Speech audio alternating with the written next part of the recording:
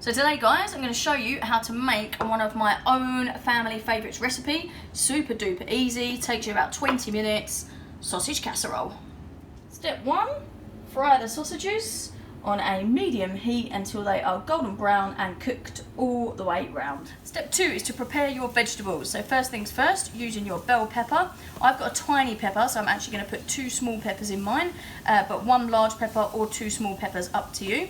You want to, with your claw grip, hold one end of the pepper, slice the end off, turn it around, claw grip, slice the end of your pepper off, and then you're going to slice down the side, and you should be able to open your pepper up, which means you can take the seeds that you don't want out, and then you'll be able to get them in really nice thin slices, which we call baton when they're this thick.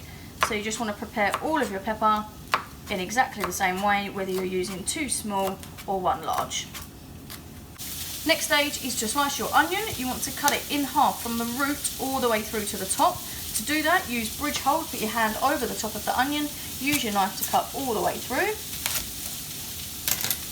Then you want to peel off your outer layer, get rid of the papery layer, so you're just left with the actual skin of the onion. You can use a white onion, you can use a brown onion, whichever, red onion, really doesn't matter. You want to leave the root on and cut the top off. Number 1, the root is what makes you cry, and number 2, it's what holds the onion together, so it's easier to cut if you leave it on. And we're just going to slice it, so we're just going to literally bridge hold, move your hand backwards as your knife is getting closer and closer until you have really nice slices of onion. And you want to do that to both halves of your onion. And stop when you get down to the root. Next stage is to thinly slice your chilli. If you are not a big fan of the heat, then you can just add 1/4 of a chilli or half a chilli, or leave it out entirely. It just adds a little bit more flavour and a little bit of a spicy kick to the dish. So you just want to bridge hold, move your hand backwards as your knife gets closer. Just thinly slice that chilli, as thin as you can get it until you get to the stalk.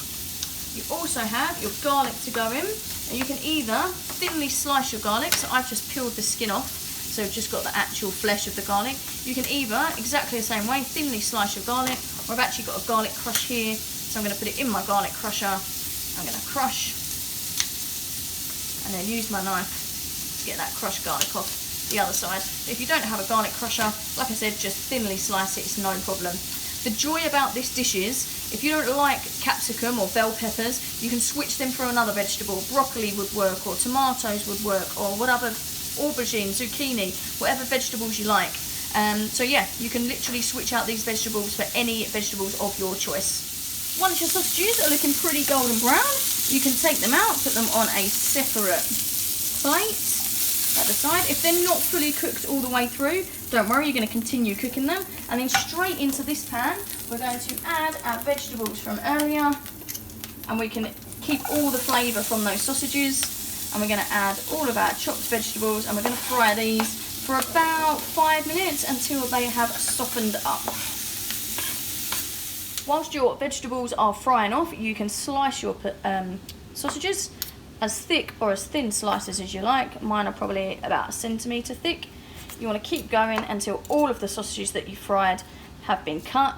As I said, if they're not fully cooked all the way through, really not a problem at this stage, as you are going to cook them for a little bit longer before you eat them anyway. You need to drain your can of chickpeas, so peel the lid back, leave your lid on, and then turn it upside down until you've drained all of the liquid out of your chickpeas. It's the easiest way to drain the liquid out of your can of chickpeas, and then you can peel the lid off. So once you've been frying your vegetables and they're a nice golden brown colour and they've softened up, you can transfer them to a bigger pan.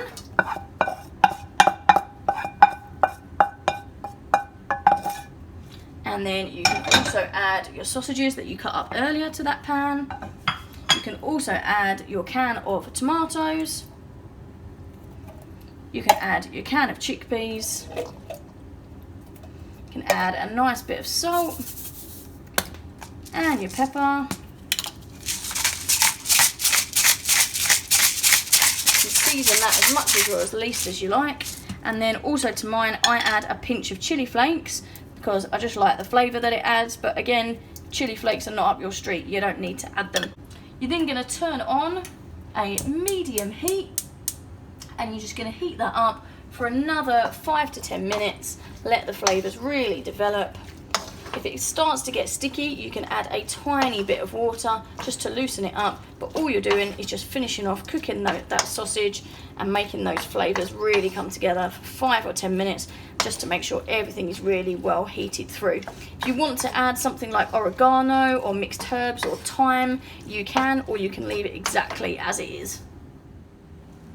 So after 5 to 10 minutes of cooking, and I added about a quarter of a can of water, so I filled my empty chopped tomato can a quarter of the way with water and added that in as well.